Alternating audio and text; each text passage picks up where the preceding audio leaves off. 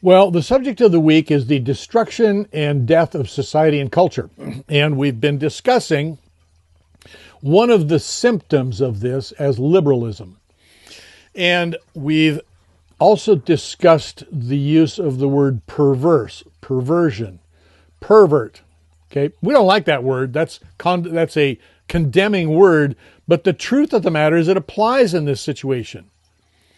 Because as we saw in Calhoun's study called Universe 25, what happens when societies become so successful that they achieve near utopia, the closer they get to that, the more perverse they become.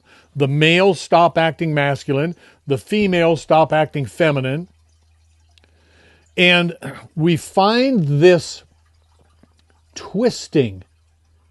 And ultimately, it destroys. Now, what is actually happening right now is you've got about 9 or 10% of the population that is legitimately, literally perverse. They are in opposition of nature. And they don't like the fact that that is condemning. They're part of a society that protects them.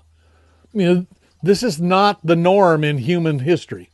Human history would have done away with this, or at least not allowed them to continue to develop their perversion. Didn't happen. Because you couldn't have those individuals in society that weren't contributing to survival. It just didn't happen. We aren't about survival anymore. We have eliminated that other than potentially from ourselves.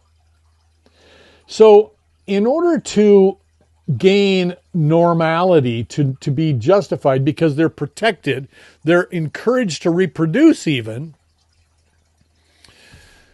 they have to use the media and try and gain sympathy.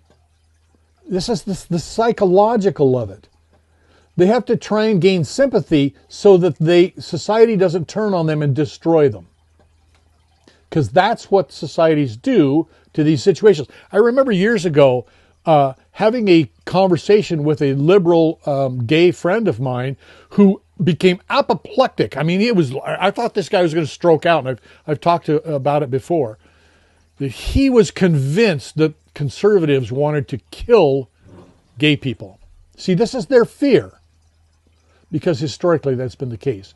And now we've got a situation where 70% of the population is sympathetic to their cause. It's not good.